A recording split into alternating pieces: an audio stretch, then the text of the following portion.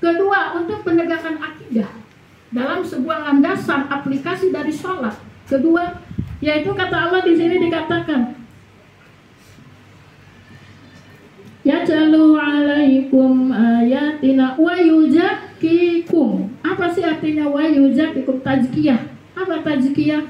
Tazkiyah itu pembersihan hati. Ya. Mana kata Allah? Kita sebagai ibu ya, sholat 5 waktu, setelah sholat harus apa kita? Kata Allah, yaitu berzikir, ya, mengingat Allah. Karena dengan tazkiyah itu, yaitu sama dengan apa? Mensucikan diri, ya, mensucikan diri kepada Allah.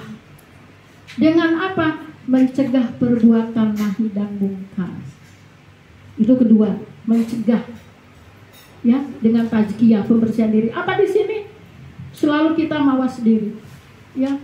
Begitu ibu takbir mulai subuh kan, as-sholatu khairum minan naum, kita sholat Allahu akbar kabiro, kalau yang baca kabiro, kalau yang baca Allahumma ba'id baini wa baina khotoya, diakhiri dengan assalamualaikum warahmatullah, assalamualaikum warahmatullah. Nah, itu adalah sebuah pembersihan diri. Subuh ketemu lagi dengan maghrib, kita introspeksi. Hari ini misalnya hari Kamis, dari bangun tidur sampai sekarang, apa yang telah kita lakukan? Apakah banyak mengingat Allah atau sebaliknya? Kalau kita selalu mengintrospeksi keluar dan ke dalam, insya Allah iman, akidah kita akan terjaga. Insya Allah Allah akan memberikan keselamatan dunia dan akhirat. Itu tazkiyah.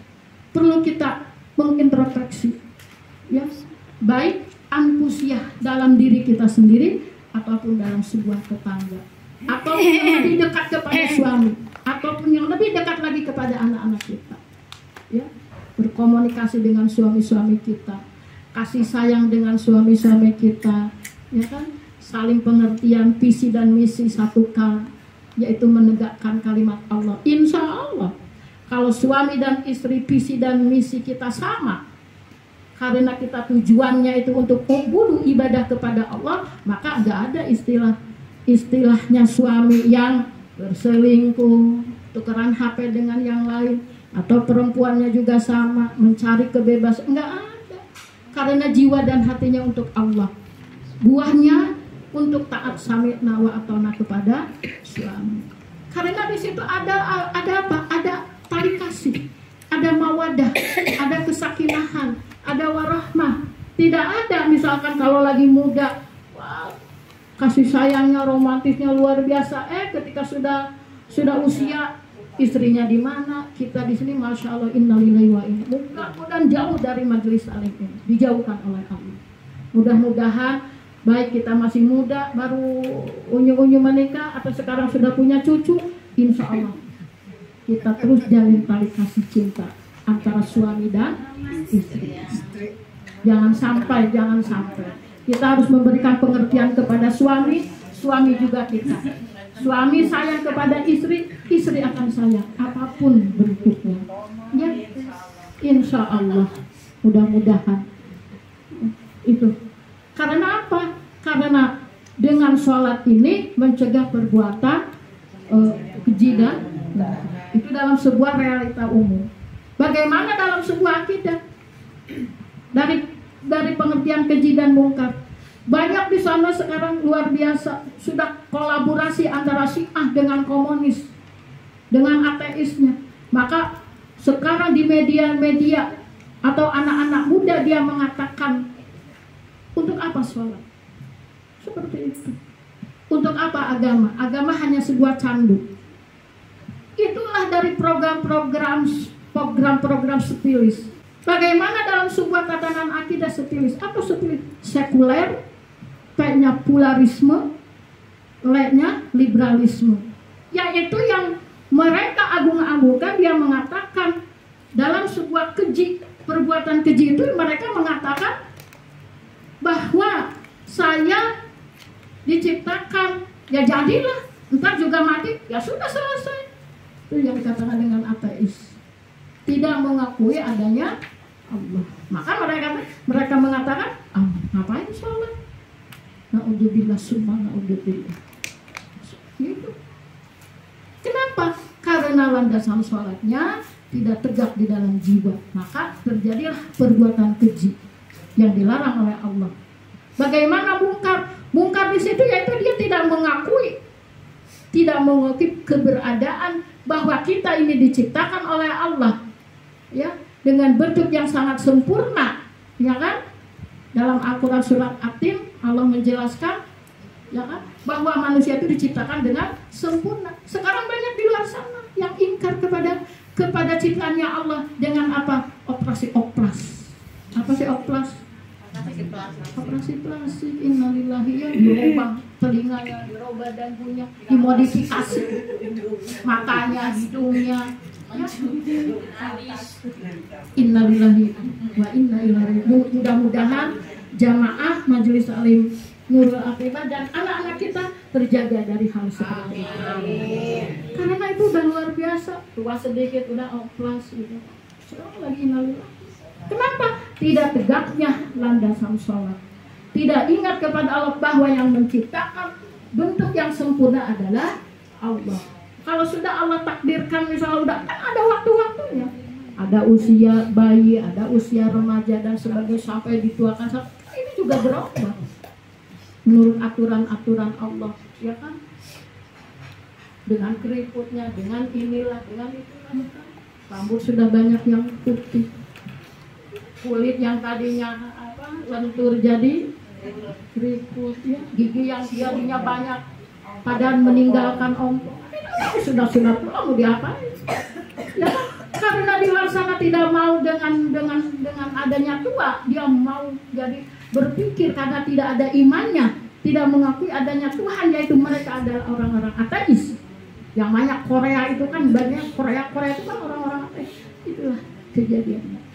Maka di sini insya Allah akan tegak kebenaran.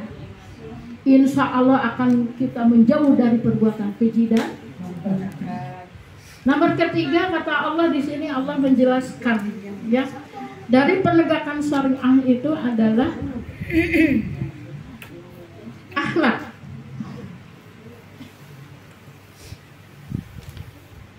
Artinya yaitu mengerjakan hidup rukun kepada sesama manusia, ya, yaitu akhlak.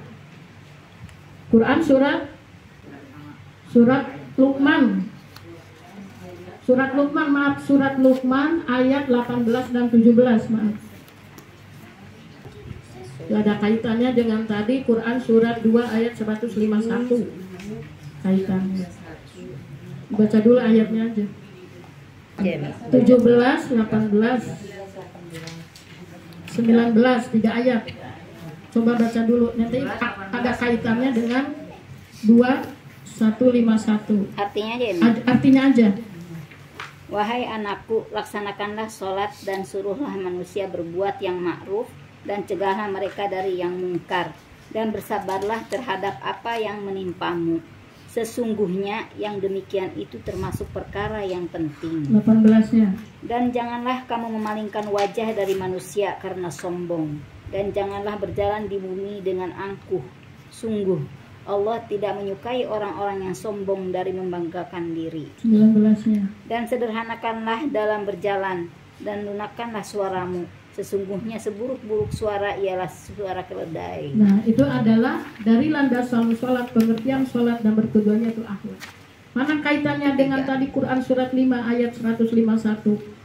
Setelah wa yuzakkikum wa yu'allimukumul kitab wal hikmah wa yu'allimukumul, apa dari landasan ya tadi akhlak masuk ke surat 2 ayat 151, yaitu tadi tilawah, yajlu, kedua adalah tazkiyah, pembersihan hati, ya, dan yang ketiga yaitu ta'lim.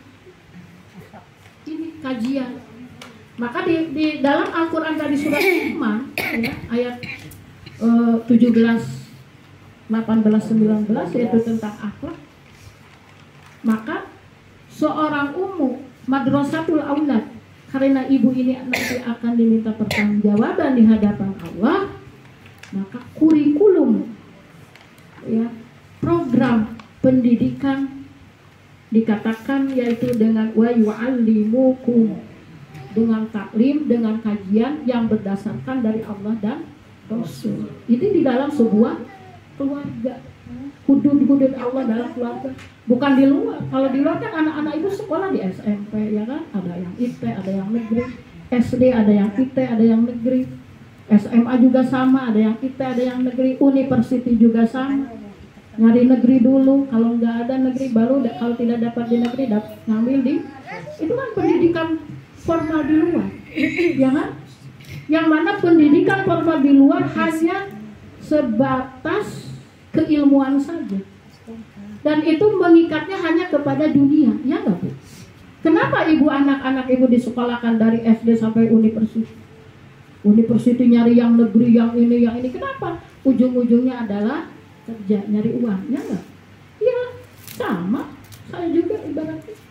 Kamu harus sekolah nih yang tinggi.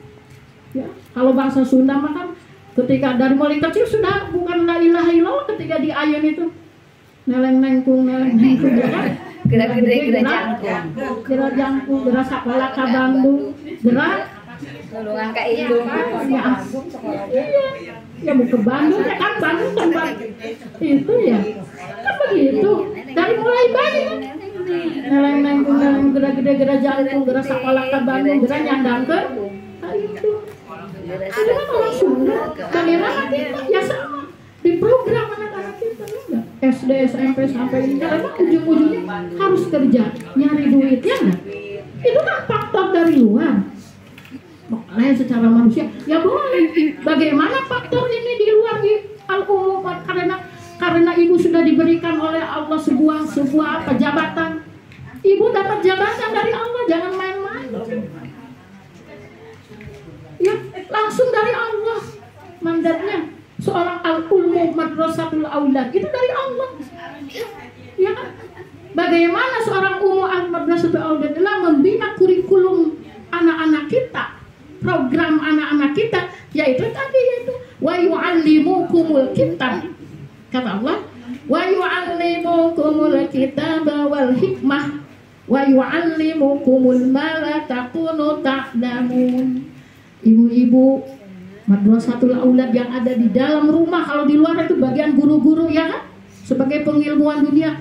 Bagaimana ini peran dan fungsi seorang ibu di dalam rumah?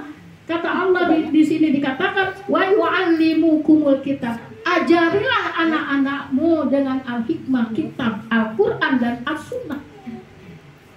Ya kan? Bagaimana ngajarin anak-anak kita supaya anak-anak kita kenal kepada Allah, ma'rifatullah. Dari permen. Supaya anak-anak kita kenal ma'rifatul ilmu, kenal dengan ilmu Allah. Jangan sampai anak-anak kita tidak kenal dengan Allah.